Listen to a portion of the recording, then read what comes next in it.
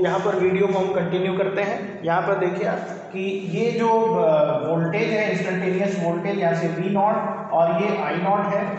अगर ये time access है और ये I नॉट और V नॉट एक्सेस कुछ भी हो सकता है, यानी V के लिए हम V नॉट लेंगे और I के लिए I नॉट, यानी I एक्सेस एंड टाइम, ठीक है। तो ये टाइम के साथ आपका ये टाइम वेरिंग फंक्शन है, इसीलिए हम इसको अल्टरनेटिंग भी कहते हैं, ठीक है।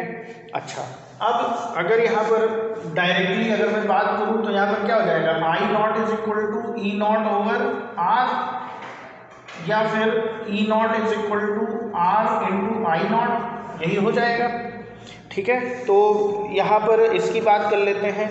अच्छा, दूसरी चीज़, अगर ये इंस्टेंटेनियस वैल्यू है, एवरेज वैल्यू, अगर E नॉट और I नॉट को मैं एवरेज वैल्यू मान लेता हूँ, इंस्टेंटेनियस वैल्यू मान लेता हूँ, तो इंस्टेंटेनियस वैल्यू, तो यहाँ पर जो एवरेज यानी RMS वैल्यू होगी, IRMS क्या हो जाएगा, वो I नॉट √2 हो जाएगा, और ERMS क्या हो जाएगा, यहाँ पर E नॉट √2 हो जाएगा। कल के वीडियो में अगर हम उसको कंटिन्यू करें, RMS वैल्यू की बात करें तो इस तरह से आ जाएगा, ठीक है ना। तो यानी अगर मैं पूरे AC वोल्टेज की बात करूँ तो IRMS क्या हो जाएगा, ERMS over √2, sorry ERMS over R, ये आ जाएगा, ठीक है। तो यहाँ तक ये हम कर सकते हैं। उसके बाद हम आते हैं इंडक्टिव सर्किट पे।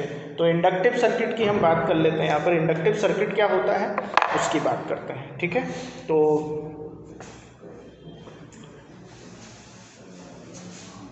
इसको सबसे पहले हम इमेज करते हैं, फिर इंडक्टिव सर्किट की बात करते हैं।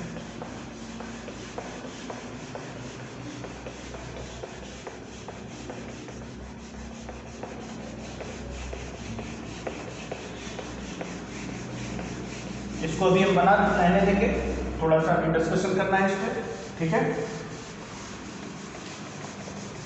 तो यहाँ पर आप देखिए, इसमें हम क्या कर रहे हैं, इसमें सबसे पहले देखिए इसकी बात करते हैं। तो यहाँ पर ये तो आ गया। अब प्योर इंडक्टिव सर्किट, यहाँ पर इंडक्टिव सर्किट की बात कर लेते हैं। इंडक्टर लगाया, यहाँ पर वोल्टेज लगा लिया, यहाँ पर E नॉट, यहाँ पर L है, ठीक है। और L के साथ हम यहाँ पर देखेंगे जो EMF जनरेट होता है इंडक्टिव सर्किट में, यानी EMF is equal to minus LdI/dt होता है। क्या होता है, LdI/dt होता है। मैग्नेटिक सर्किट जब आप पढ़ते हैं तो आपको यहाँ पर ये मिलता है। तो EMF E is equal to induced EMF E is equal to minus LdI/dt, क्योंकि इसमें EMF इंड्यूस्ड होता है, इसीलिए इसको इंडक्टेंस कहा जाता है, ठीक है। इंडक्टेंस क्यों कहा जाता है, क्योंकि इंड्यूस्ड EMF इसमें आता है, ठीक है। तो E is equal to E। अच्छा, अब इसके लिए देखो यहाँ पर हम बात कर रहे हैं, तो सीधी बात है कि जब ये डायरेक्टली इसको अपोज कर रहा है, यानी दोनों आपस में अपोजिट होंगे। करंट किसके अपोजिट होगा, वोल्टेज के अपोजिट होगा, ठीक है। यानी अगर मैं इसका ग्राफ ड्रॉ करूं, यहाँ पर देखिए, अगर ये वोल्टेज, ये करंट का ग्राफ है, ठीक है। करंट का ग्राफ क्या है, I sin ω t, ठीक है। इसको I नॉट कर देते हैं, तो DI/dt that is EMF, right.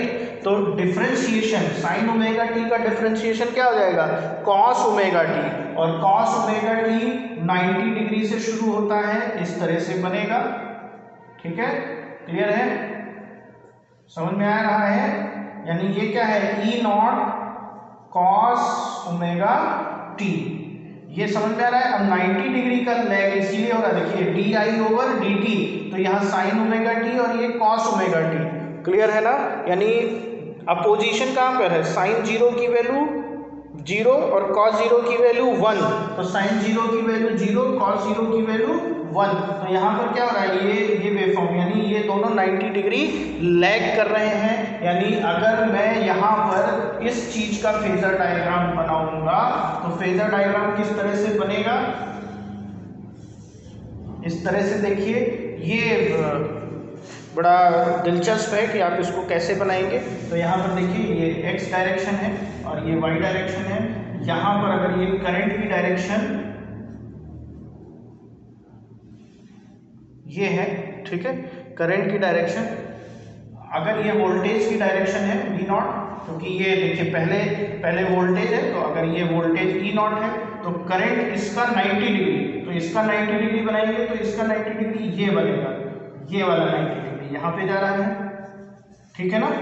तो I नॉट यहाँ पर हो जाएगा, ठीक, यानी मैक्सिमम रिप्रेजेंटेशन आप इस तरह से आप कर सकते हैं। तो ये I नॉट और ये E नॉट, ठीक है। तो यहाँ पर ये जो इंडक्टिव सर्किट है यहाँ पर, यानी ये वोल्टेज यानी V और I, यहाँ पर ये T, तो ये नीचे I और ये V, यानी यहाँ पर वोल्टेज हमेशा लीड कर रहा है। आप देखिए यहाँ वोल्टेज क्या कर रहा है, लीड कर रहा है, और यहाँ पर करंट क्या हो रहा है, लैग कर रहा है। जब ये 1 है तब ये यहाँ पर 0 है, ठीक है। यहाँ पर 90 डिग्री देखिए, ये 0 है और ये 1 है, ठीक। तो इसीलिए ये 90 डिग्री लैगिंग है। यहाँ पर आप ये चीज़ें बड़े ध्यान से देख सकते हैं, ठीक है ना।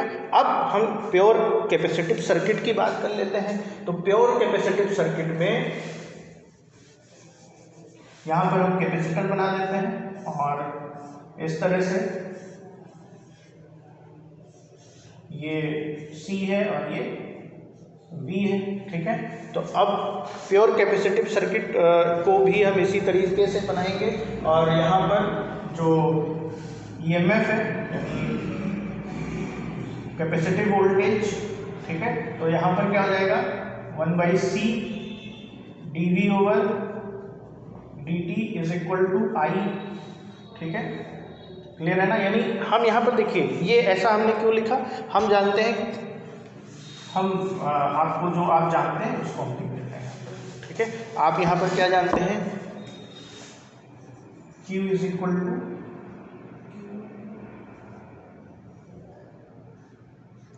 ये जानते हैं, ठीक है ना, क्लियर है ना।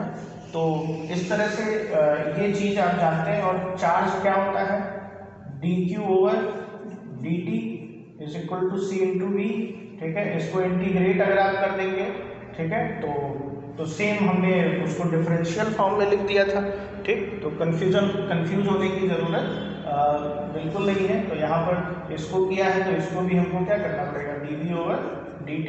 तो यहाँ पर क्या आ गया, I is equal to C dV/dt, ठीक है। तो ये करंट और वोल्टेज के बीच में अगर हम इसमें ग्राफ ड्रॉ करें, ये क्या है, प्योर इंडक्टिव और यहाँ पर प्योर रेजिस्टिव, ठीक है। ये प्योर रेजिस्टिव और प्योर इंडक्टिव। यहाँ पर देखिए ये जो ग्राफ हम ड्रॉ करेंगे यहाँ पर, तो ये आपका जो है ये वोल्टेज, अब ये अगर वोल्टेज है यहाँ पर देखिए, अब यहाँ पर हम मान लेते हैं कि this is your E not sine omega t, ठीक है। और इसको जब हम डिफरेंशिएट करेंगे तब हमारा करंट आएगा यहाँ पर, ठीक है। तो यहाँ पर ये क्या है, ये I not sine omega t, this is t and this is your V not और I नॉट। अब इसका अगर हम ग्राफ बनाएंगे तो यहाँ पर देखिए जब E 0 है तब ये 1 है, यानी यहाँ पर क्या हो रहा है, करंट लीड कर रहा है। तो यहाँ पर करंट लीड करेगा तो उसके लिए हम क्या बनाएंगे, ये वोल्टेज, ये जो ग्राफ बनाएंगे यहाँ पर देखिए ये क्या है, ये x यानी टाइम एक्सिस, यहाँ पर वोल्टेज करंट एक्सिस हम बना देते हैं और यहाँ पर वोल्टेज एक्सिस बना देते हैं। अगर ये करंट I नॉट है तो ये क्या होगा, 90 डिग्री लैग करेगा, ये V नॉट होगा, ठीक है ना। यहाँ से आप देख सकते हैं ये लीड कर रहा है, करंट यहाँ पर लीड कर रहा है और यहाँ पर वोल्टेज लीड कर रहा है और यहाँ पर दोनों सेम फेज में है, ठीक है ना। तो इस तरह से हम इसको निकाल सकते हैं। इसके आगे हम नेक्स्ट वीडियो में फिर डिस्कशन करेंगे। Thank you.